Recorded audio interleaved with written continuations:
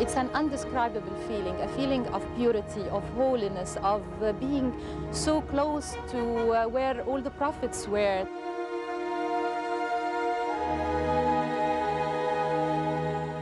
It's a return, in a sense, to the center of life, to the center of existence. It's a return to the house of God. It's tucked away in a very secretive kind of place. And as has been the case for many centuries, only Muslims go there. You never know when you're going to die, so it sounds a bit morbid, but that's the reality of why I went when I did. It's the mass of people who move together, going to one goal, doing the same thing. Right? They are going for one target. You ask yourself, why?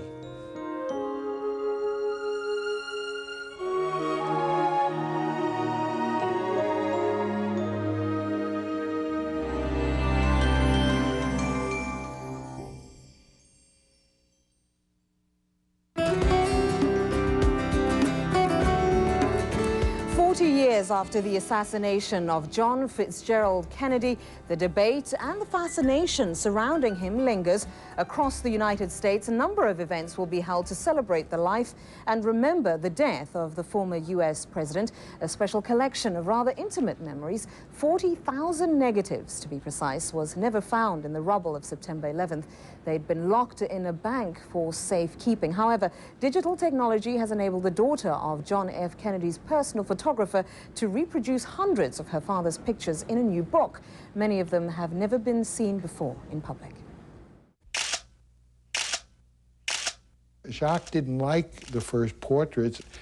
He thought the whole thing was a disaster and was very heartsick.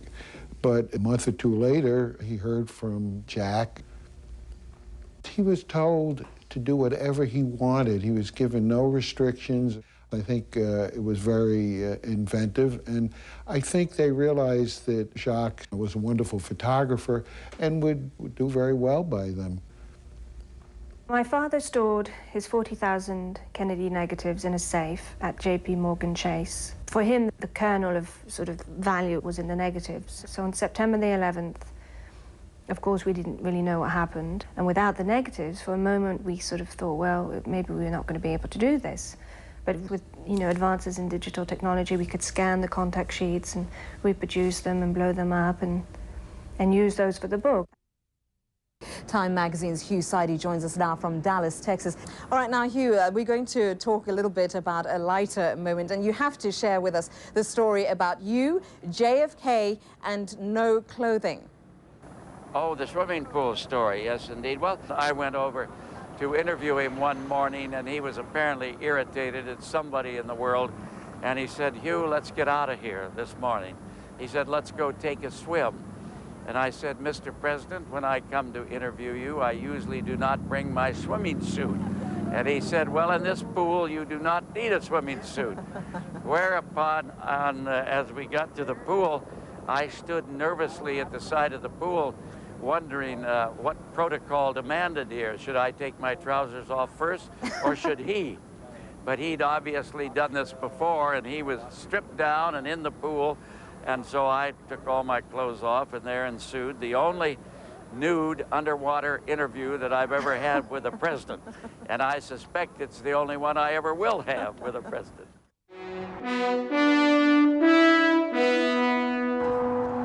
What are the latest developments? Let's go over them right now. U.S. military officials say an evolving battle plan indicates the focus of the ground war will soon shift to Baghdad. Right now, we want to bring in retired General Dan Chrisman and get a little bit of perspective on the overall, the big military picture. General, where do things stand? It's clearly time, based upon the air campaign, to move further forward against those divisions south of Baghdad. Two components, I think, Jim. One, the coalition very much wants to seal off the withdrawal routes. They'll do that, amongst other methods, by using the J-STARS aircraft that has moving target indicators in the belly and target any unit that begins to move north. This is the critical battle. Those three divisions are the gateway. The coalition airstrikes are preparing the battlefield as we speak. A very important period now coming up for the coalition and for the Iraqis.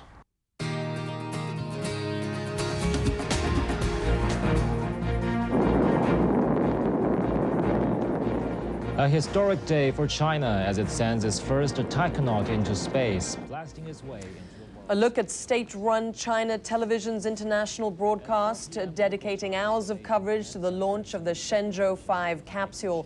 So far, so good for the third country to put a person into space. He's being called a taikonaut.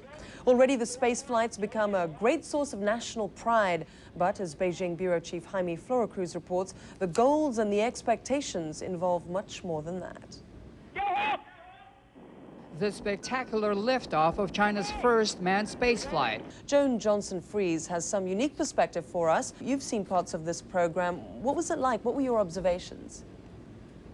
The launch site that I was at is actually not the one they use for the manned launches, but they all share similarities in the rather surreal picture presented. It was a very rural setting. We literally waited for the water buffalo to get off the road to get to the launch site, and then you come upon this very modern, very sophisticated facility.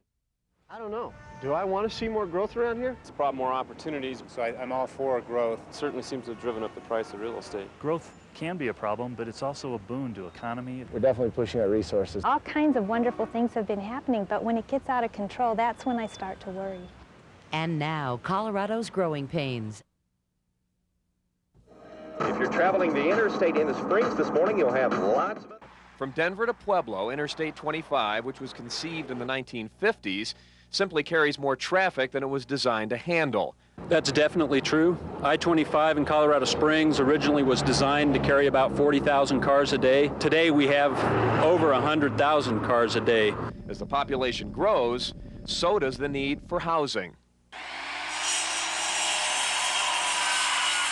The last 5 to 6 years, a person can be as busy as they want to be.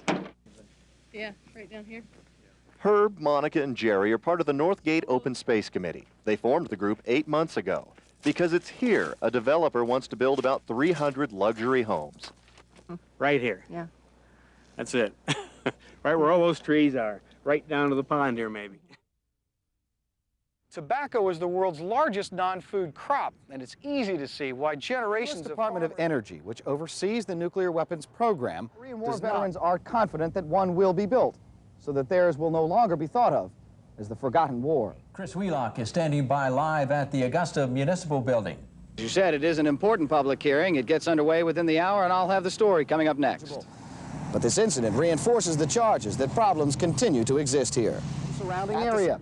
But the protesters outside the gate maintain there is a connection. This was a very important first exchange between the Soviet Union and the United States. With all their manpower and equipment, it's taken Savannah Riverside workers 3 days just to give us more information on the study. Chris? Thank you, Kathy. There were actually 2 studies performed. Students would gather in the street shouting, "Down with the dictator," and police would soon cordon off the street, pelting it with tear gas to clear it out. The police would, in the quest for democracy. Christopher Wheelock, TVB News, Gwangju.